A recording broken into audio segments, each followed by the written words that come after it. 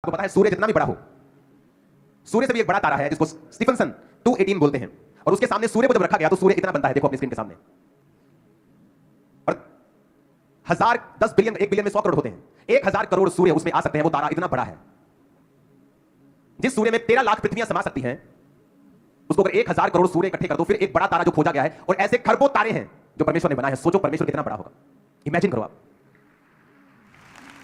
5.5 लाख ग्रह खोजे गए, एक भी ग्रह ऐसा नहीं है जहां जीवन होगा, जहां जीवन मिला, पशु मिला, कोई पानी मिला, ऐसा जीवन वाला पानी, कोई कोशिकाएं मिली, कोई काई मिली। एक भी प्लेनेट दुनिया में नहीं, यूनिवर्स में नहीं है। लाखों प्लेनेट्स साइंस खोज चुकी है, सिर्फ धरती के ऊपर ही जीवन है। क्या आपको लगता है यह इत्तेफाक है? क्या आपको यह इत्तेफाक लगता है? अभी मार्स के ऊपर से नई पिक्चर्स आई हैं सनसेट की, जहां ब्लू कलर का सनसेट मार्स के ऊपर अभी नए कैमरे ने भेजा। आप देखो उसको तो आपका दिमाग चकरा जाएगा। नीले कलर का सनसेट वहां हो रहा है, ब्लू कलर का मार्स के ऊपर, जहां पे नए वैज्ञानिकों ने जो रोवर भेजा है उसने पिक्चर खींची है। आपको ह्यूजनेस मालूम होगी कि परमेश्वर कितना बड़ा है, कितना कमाल का है, उसने सब चीजों को कैसे बनाया। एक वीडियो है, उस वीडियो में दिखाया गया है कि अगर सूर्य से पृथ्वी 10% और दूर होती तो धरती का टेंपरेचर जो आज यहां का हम 30 देखते हैं, वो सर्दियों में -50 होता और गर्मियों में 80 डिग्री होता। यानी धरती रहने के लायक नहीं होती, यहां आदमी कभी रह नहीं पाते। अगर धरती सूर्य से सिर्फ 10% नजदीक होती तब भी यहां पे आदमी रह नहीं पाते। अगर बाकी ग्रह धरती से दूर या नजदीक होते, ये धरती तब भी सर्वाइव नहीं कर पाती। अगर चंद्रमा धरती से ज्यादा दूर होता तब भी धरती सर्वाइव नहीं कर पाती, क्योंकि चंद्रमा जो है वो धरती के आसपास के सारे जो उल्का पिंड है उनको संभालता है, उनको अपनी ओर खींचता है। इमेजिन करो, क्या आपको ये इत्तेफाक लगता है? आपको लगता है कि इतनी परफेक्शन में कोई चीज बनी है और आपको लगता है कि अपने आप बनी होगी? किसने बनाया इसे? उसने कहा उसने सूर्य को बनाया और चंद्रमा को बनाया और सब तारागणों को बनाया और इस दुनिया को परफेक्ट बनाया उसने। वो कितना कमाल का परमेश्वर होगा। उस वीडियो को चलाओ जरा। क्या वाकई किसी ने हमारी पृथ्वी को जानबूझकर बनाया है? चलिए समझते हैं। धरती पर जीवन इसलिए शुरू हुआ क्योंकि यह सूरज से बिल्कुल सही दूरी पर स्थित है, न ज्यादा पास और न ज्यादा दूर। हाल ही की स्टडीज बताती है कि अगर धरती सिर्फ 10% सूरज के करीब होती तो इतनी गर्मी बढ़ जाती कि पूरा ग्रह आग का गोला बन जाता, और 10% दूर होती तो सब कुछ बर्फ में बदल जाता। यही नहीं, अगर पृथ्वी की घूमने की स्पीड 10% बढ़ जाए तो यहाँ 300 से 400 किलोमीटर प्रति घंटे की खतरनाक हवाएं चलेंगी, और 10% कम हो जाए तो दिन में तापमान 80 डिग्री तक और रात में -50 डिग्री तक पहुंच जाएगा। मतलब सूर्य की दूरी, पृथ्वी की रोटेशन, सब कुछ बेहद परफेक्ट बैलेंस में है। इसी तरह चांद इतना सटीक अलाइंड है कि वह हमारे ग्रह को घूमने और मौसमों को स्थिर बनाए रखता है। और जुपिटर, वह तो सोलर सिस्टम में एक विशाल ढाल की तरह हमें खतरनाक एस्ट्रॉइड से बचाता है। दिलचस्प बात यह है कि अगर जुपिटर अपने स्थान से सिर्फ 10% सूरज की तरफ होता तो वह धरती नहीं बल्कि वीनस को प्रोटेक्ट करता, और 10% दूर होता तो मार्स उसकी शील्ड में आता। और सीधी बात यह है कि आज हमारी जिंदगी का हर सेकंड सिर्फ पृथ्वी के कारण नहीं बल्कि पूरे सोलर सिस्टम के एक सुपर फाइन बैलेंस के कारण चल रहा है। कितनी कमाल की वीडियो है। और किसने बनाया इसको? परमेश्वर ने। सूर्य को कहां रखना है, चंद्रमा को कहां रखना है, तारों को कहां रखना है, ग्रहों को कहां रखना है, और उनके क्या क्या काम है, परमेश्वर ने उनको असाइन किया। एक आसमान में जब कहते हैं टूटता तारा देखा मैंने, वो टूटता तारा नहीं होता, एक्चुअली में उल्का पिंड होता है जो धरती के एटमॉस्फेयर में जब एंटर करता है तो वो जल जाता है। वैज्ञानिकों ने एक उल्का पिंड को खोजा जो धरती से कुछ ही दूरी पे है, उसका नाम है एस्टेरोइड 16 साइकी। उसकी पिक्चर है आपके पास। ये उल्का पिंड है। जब इसको खोजा गया तो इसमें ये पाया गया कि ये सिर्फ सोने से, लोहे से और निकल से बना है। और इसकी वैल्यू को जब देखा गया कि कितना बड़ा है, तो ये कुछ 100 किलोमीटर की इसकी चौड़ाई है। जब इसकी वैल्यू गिनी गई तो इसमें इतना सोना, लोहा और निकल है कि अगर आज इसको बेच दिया जाए तो जितनी आज इंडिया में सबसे बड़े अमीर की दौलत है, 9 लाख करोड़ रुपए सबसे अमीर आदमी की दौलत है, उतने ही पैसे एक एक जन को मिल जाएंगे पूरी धरती के ऊपर अगर इसको बेच दिया जाए। हर धरती का आदमी 9 लाख करोड़ का मालिक होगा। ये एक एस्टेरॉयड है छोटा सा जो यहां आसमान में देखा है किसी ने। इमेजिन करो परमेश्वर के पास और क्या होगा, वो कितना बड़ा है, कितना विशाल है। और हम परमेश्वर को गालियां निकाल रहे हैं कि तूने मेरे को 500 रुपए नहीं भेजा टाइम पर, तूने मेरे को 2 लाख टाइम पर नहीं भेजा, मेरी रजिस्ट्री रुक गई। अगर आप आज इंडिया के सबसे अमीर आदमी, कभी वो गौतम अडानी जी होते हैं, कभी अंबानी जी होते हैं, उनको दौलत देखो तो 9 लाख करोड़ के करीब बनती है, $90 बिलियन। और अगर आप इसकी वैल्यू को देखो तो उसकी वैल्यू नीचे लिखी है 7 बिलियन लगा लो, इतनी इसकी वैल्यू है। अगर उसको रुपयों में निकालोगे तो वो 8 से 9 लाख करोड़ बनती है। एक एक जना धरती के ऊपर जितने आदमी हैं सब इतना पैसा हासिल कर लेंगे। लेकिन सिर्फ फिगर निकालने के लिए एक्चुअल पैसा होता नहीं, क्योंकि जब सोना ज्यादा बढ़ जाएगा तो उसकी वैल्यू खत्म हो जाएगी, वो बात अलग है। लेकिन मैं आपको बता रहा हूं वैसे ही एक एग्जांपल के तौर पे कि वहां इतना सोना, इतना लोहा और इतना निकल है वहां पे उस धातु के एस्टेरॉयड के उस उल्का पिंड के पास। इमेजिन करो परमेश्वर के पास क्या होगा। आपको पता है परमेश्वर क्या चाहता है इन चीजों को दिखाने के जरिए कि हमारी सोच जो है वो चौड़ी हो, वो बड़ी हो। क्योंकि वो चीजें, वो सूर्य, वो तारागण, उसके लिए परमेश्वर ने अपनी जान नहीं दी है। आप लोगों के लिए उसने अपने लहू को बहा दिया है, अपने ब्लड को। इमेजिन करो आप कितने कीमती होंगे परमेश्वर के लिए। इमेजिन करो इन चीजों के लिए परमेश्वर ने लहू नहीं बहाया, ये आसमान में घूम रही है। वैज्ञानिक वहां पे चीजें वहां पे भेजने का यत्न कर रहे हैं कि वहां पे भेज के उन चीजों को हासिल कैसे किया जा सकता है। इमेजिन करो। और ऐसे खरबों खरबों खरबों उल्का पिंड है, अरबों अरबों खरबों प्लैनेट्स हैं। इमेजिन करो परमेश्वर कितना बड़ा होगा। एक तारा जिसमें 1000 करोड़ सूर्य समा सकते हैं, और ऐसे खरबों तारे हैं जिनको परमेश्वर ने बनाया है, जिनकी गिनती नहीं की जा सकती।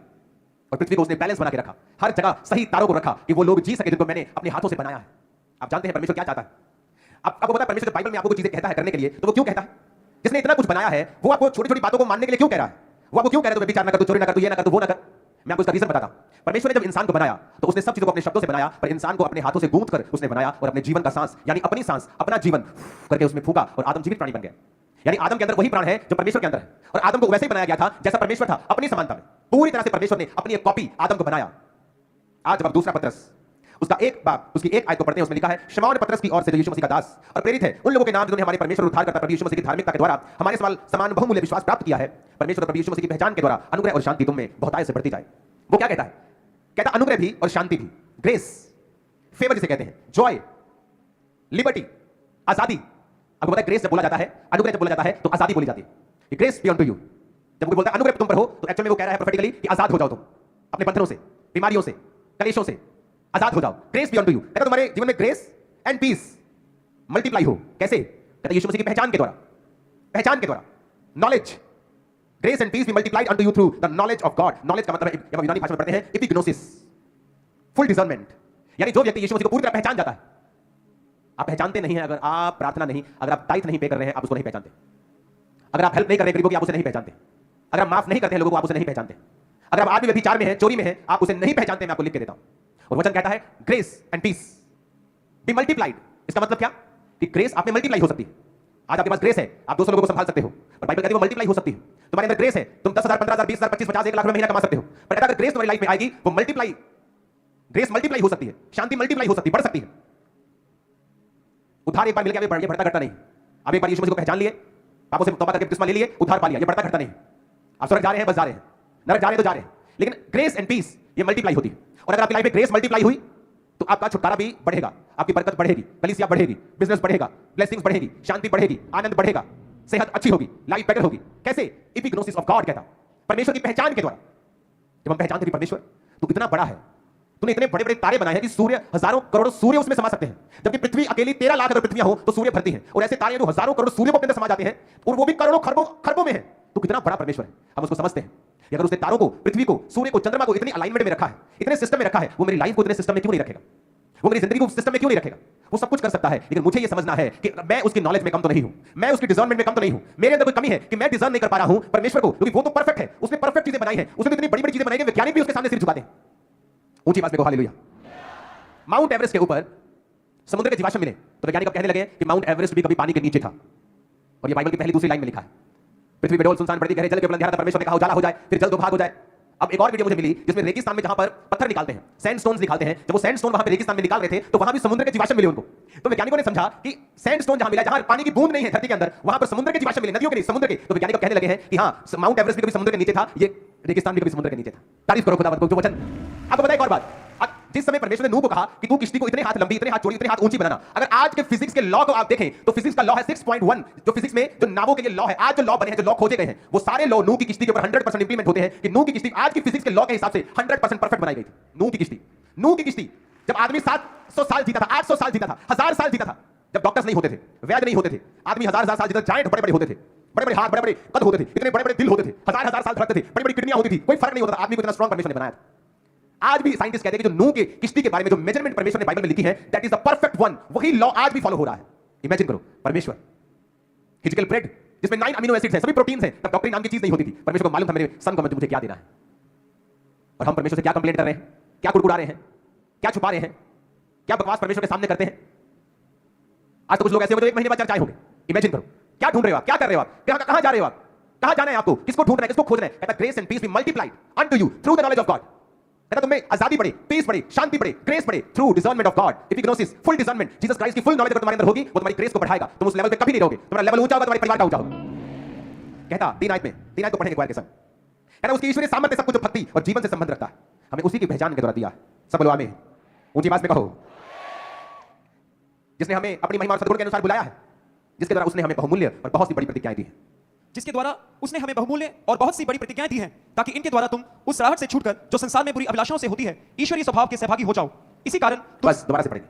जिनके द्वारा उसने हमें बहुमूल्य और बहुत सी बड़ी प्रतिज्ञाएं दी हैं, ताकि इनके द्वारा तुम उस सड़ाहट से छूटकर, इसके द्वारा तुम उस सड़ाहट से छूटकर, सड़ाहट, अपने पड़ोसी को बोलो सड़ाहट। कहता whereby are given unto us exceedingly great and precious promises, that by these you might be partakers of the divine nature, having escaped the corruption। Hindi में लिखा है सड़ाहट, इंग्लिश में लिखा है करप्शन, और इसका इब्रानी मतलब है 5000, यूनानी मतलब है 5356 शब्द। इसका मतलब है फिथोरा, जिसका मतलब है करप्शन, डिस्ट्रॉय, पेरिश, डिके। कहता उस संसार की बुरी अभिलाषाओं में सड़ाहट होती है। अगर शैतान आपके शरीर को सड़ाना चाहता है तो वो ये कोशिश करेगा कि करप्शन आपकी लाइफ में एंटर हो। फिर से हिंदी में पढ़ेंगे, कहता ताकि इनके द्वारा तुम उस सड़ाहट से छूटकर जो संसार में बुरी अभिलाषाओं से होती है। सड़ाहट का मतलब करप्शन, डिके, मतलब किसी चीज जब सड़ने लगती है, चीज खराब होने लगती है। अगर आप अपने नेचर को चेंज नहीं करते हैं, आप जल्दी अपने आप को बीमार पाते हैं, आपका शरीर सड़ने लगता है अंदर से। कहता ईश्वरीय स्वभाव के सहभागी हो जाओ। मैंने आपको जो वीडियोस दिखाई इतनी बड़ी, वो क्यों बताई?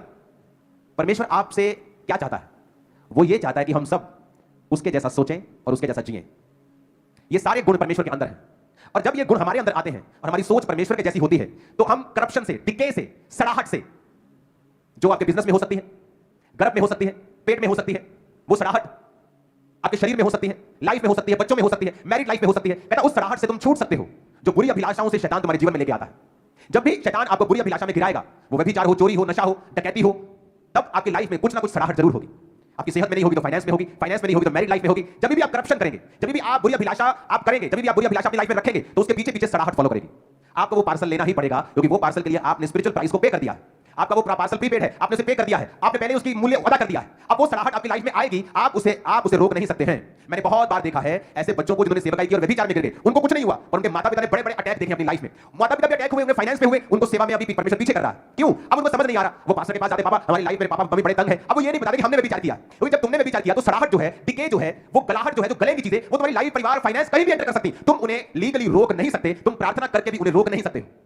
तो परमेश्वर ने कहा तुम संसार की बुरी अभिलाषाओं से जो सड़ाहट होती है उससे छूटकर ईश्वरीय स्वभाव के सहभागी हो जाओ।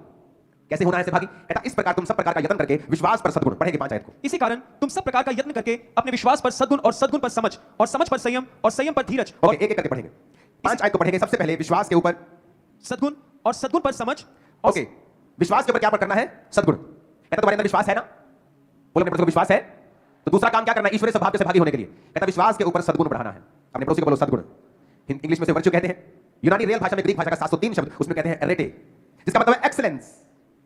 अगर तुम चाहते हो ना कि तुम ईश्वरीय स्वभाव के सहभागी हो जाओ, आपको लगता है कि परमेश्वर मेरी जिंदगी को बोरिंग करना चाहता है, मैं अगर ईश्वरीय स्वभाव का सहभागी हो जाऊंगा तो मुझे क्या मिलेगा? मेरी तो लाइफ बोरिंग हो जाएगी।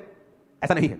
एक्चुअल में आपको ईश्वर की तरह जीने के लिए बनाया गया था, और जब आपने ईश्वर की तरह जीना बंद कर दिया तब बीमारियां आई। पहले किडनी प्रॉब्लम नहीं होती थी, लीवर प्रॉब्लम नहीं थी, डायवोर्सिस नहीं थे, कैंसर नहीं थे, पेन्स नहीं थी। Everything was so perfect. जिस तरह परमेश्वर ने सूर्य को, चंद्रमा को, पृथ्वी को परफेक्ट दूरी के ऊपर बनाया, आपकी लाइफ भी परफेक्ट थी। बिल्कुल पंगा हमने लिया, आदम ने लिया, वो गिरा।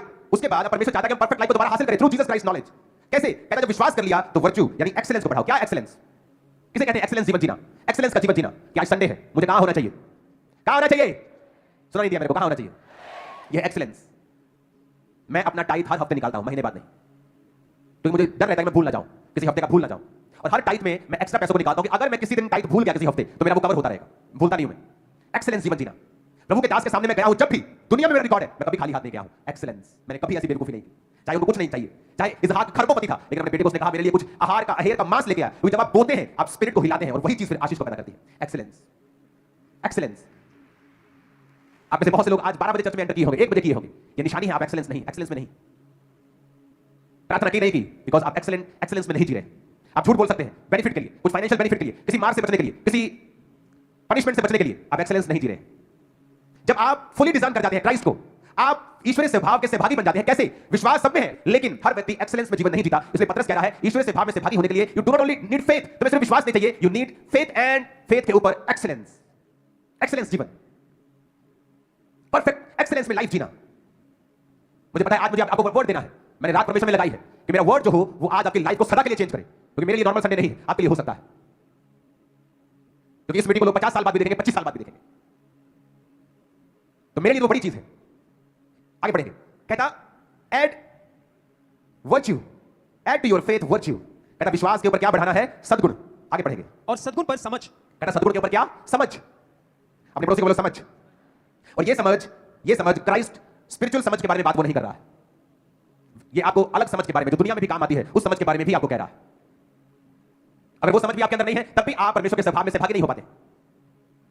ऊंची आवाज में कहो हालेलुया। अगर आपने समझ होती आप बहुत सारी चीजों को हैंडल कर सकते। कौन कब आपको रिपोर्टिंग करनी आएगी, अगर वो समझ आप में होगी, आप बताओगे पापा आपको ये बात की पता है, नॉलेज है क्या, ऐसा हो रहा है, क्योंकि आप में वो नॉलेज नहीं, आप बुद्धू हो। वचन भी कहता है कि संसार के लोग तुमसे ज्यादा बुद्धिमान है, अंधेरे के लोग तुमसे ज्यादा समझदार है, तुम बुद्धू हो। उन्हें पता है कैसे मित्र बनाने हैं ताकि हम अपना फ्यूचर सेव हो सके, तुम बुद्धू हो, तुम्हें नहीं पता अपना फ्यूचर कैसे बनाना है। इसके बारे में हम अगले हफ्ते बात करेंगे, नॉलेज के बारे में, क्योंकि ये बहुत इंटरेस्टिंग सब्जेक्ट है। क्योंकि ये नॉलेज जो पहले की नॉलेज मैंने बात की है, वो अलग नॉलेज है, ये नॉलेज अलग नॉलेज है। और अब बाइबल तुमको ये वाली नॉलेज पैदा करने के लिए भी कह रही है, अगर तुम्हें विश्वास है तो मेक श्योर तुम एक्सीलेंस तुम्हारी लाइफ में हो, एक्सीलेंस है तो मेक श्योर नॉलेज तुम्हारी लाइफ में हो। ऊंची आवाज में कहो हालेलुया। आज का वचन समझ आ रहा है कि ऊपर से जा रहा है? कहता ग्रेस एंड पीस, छुटकारा, लिबर्टी, आनंद, कहता मल्टीप्लाई हो सकता है through the epignosis, spiritual knowledge of God. ये अलग नॉलेज है, ये स्पिरिचुअल नॉलेज है, जीसस क्राइस्ट की फुल डिसर्नमेंट, वचन का पूरा ज्ञान होना, वचन में क्या क्या कहता है, कब कब कहता है, उसका ज्ञान होना। कहता ईश्वरीय स्वभाव में से भागी हो जाओ, क्योंकि जीसस क्राइस्ट की ये इच्छा है, जिसने सब कुछ परफेक्ट बनाया है, कि तुम उसके जैसा सोचो, उसके जैसा देखो, उसके जैसा चलने की कोशिश करो। ऊंची आवाज में हालेलुया बोलो जरा। आई थिंक आज इतना काफी है आपके लिए, और समझ के बारे में, संयम के बारे में, धीरज धीरज पर भक्ति, भक्ति पर भाईचारे की प्रीति, भाईचारे की प्रीति पर प्रेम बढ़ाते जाओ। इसके बारे में अगले हफ्ते हम बात करेंगे, थर्सडे बात करेंगे। और मुझे बिलीव है कि आप लोग समझ जाएंगे कि मुझे क्राइस्ट की फुल डिसर्नमेंट लेनी है। विश्वास तो है पर एक्सेलेंस बढ़ानी है, क्योंकि इसके ऊपर मुझे एक्सेलेंस रखनी है, अपनी लाइफ में स्पिरिचुअल चीजों के प्रति फुल अवेयर रहना है, क्योंकि उसके बिना ग्रेस भी नहीं बढ़ेगी, शांति भी नहीं बढ़ेगी, क्रिश्चियन नाम के रह जाएंगे, अलग अलग तरह की सराहट होगी, अलग अलग तरह के अटैक होंगे, और दोष परमेश्वर को देंगे। अपने पड़ोसी को बोलो सराहट से छूट जा जो बुरी अभिलाषाओं से होती है। 7 बार बोलो अपने पड़ोसी को ऊंची आवाज, अलग अलग पड़ोसी को बोलो जरा, अलग अलग पड़ोसी को बोलो, बोलो उस सराहट से छूट जाओ। अपने पड़ोसी को बोलो तेनू पता, पंजाबी में बोलो उसको, तो तेनू पता सड़दा है तू, गलदा है तू, खराब होता है तू, जो तू संसारिक अभिलाषा के अनुसार जीवना है। आमीन। अपने पड़ोसी को बोलो फिर से हिंदी में, बोलो तू सड़ता है, तेरी चीजें गलती हैं, सड़ती हैं, जब तू संसारिक अभिलाषाओं के अनुसार जीता है। आमीन। समझ आ रही तुमको कि नहीं? आप बहुत से लोगों को बीमार देखेंगे, क्यों? रॉन्ग नेचर के कारण, शैतान के कारण नहीं, नेचर रॉन्ग। अगर मैं अपनी लाइफ पे किसी चीज पे काम करता हूं सबसे ज्यादा, तो मैं अपनी लाइफ है मेरी, मैं बाइबल नहीं पढ़ता हूं प्रीचिंग के लिए, मैं जस्ट बाइबल पढ़ता हूं अपनी उन्नति के लिए। और जब मैं अपनी उन्नति के लिए पढ़ता हूं, उसके बीच से परमेश्वर मुझे सरमन देता है जो मैंने कभी समझा नहीं होता पहले। अपने पड़ोसी को बोलो सराहट से छूट जा जो अभिलाषाओं से होती है। फिर अपने पड़ोसी को बोलो आजादी, अनुग्रह, छुटकारा, शांति कई गुना हो जाएगी जब तू यीशु मसीह को पूरा पहचान लेगा। ऊंची आवाज में आमीन बोलो, शैतान के कान खोल दो। हालेलुया, आमीन। ऐसा परमेश्वर, मेरे तो कल आंखें खुल गई मेरी, ऐसा परमेश्वर जिसने एक ऐसे उल्का पिंड आ रहा है, अगर वो बेच दिया जाए तो भाई साहब सब अमानी के जैसे दौलतमंद हो आज की वैल्यू में। इमेजिन करो एक छोटी सी बिंदी अगर परमेश्वर बेच रहा है तो तुम कितने अमीर हो जाओगे। और हम क्या बोलते हैं परमेश्वर को, तू हमारा ध्यान नहीं रखता। अगर तुम उसको समझ गए, ये बात आज नोट करके अपने दीवारों पे लगा देना, तुम्हारी जरूरत से ज्यादा हमेशा तुम्हारे पास रहेगा। जितनी जरूरत होगी ना तुम्हें, उससे ज्यादा हमेशा। हमेशा का मतलब क्या? 1 तारीख से लेकर 10 तारीख तक नहीं कह रहा हूं मैं, हमेशा तुम्हारे जीवित उठाए जाने तक तुम्हारे पास जरूरत से हमेशा ज्यादा होगा। इस कलीसिया के पास मैं प्रोफेसी करता। आमीन। सिर्फ समझना है परमेश्वर को, बुरी अभिलाषाओं से दूर रहना है। वो शैतान का एक द्वार है, वो आपको गिफ्ट देना चाहता है सराहट का, गलाना चाहता है किसी चीज को। वो अपने हाथों को उठाएंगे।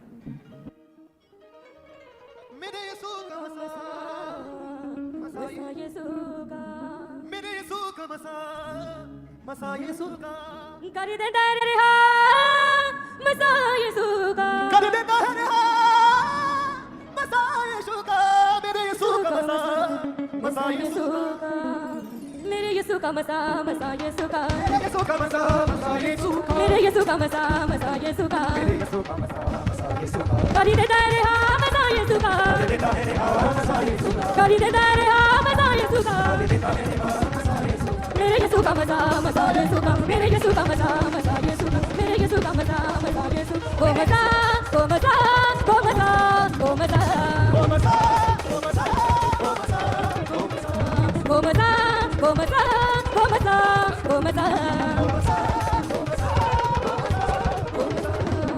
बंधन टूटते देर लगे ना, कैदी छूटते देर लगे ना, बंधन टूटते देर लगे ना, कैदी छूटते देर लगे ना, बंधन टूटते देर लगे ना, कैदी छूटते देर लगे ना, बंधन टूटते देर लगे ना, कैदी छूटते देर लगे ना। करी देता है रिहा, मसा यीशु का, करी देता है रिहा, मसा यीशु का, मेरे यीशु का मसा यीशु का, मेरे यीशु का मसा यीशु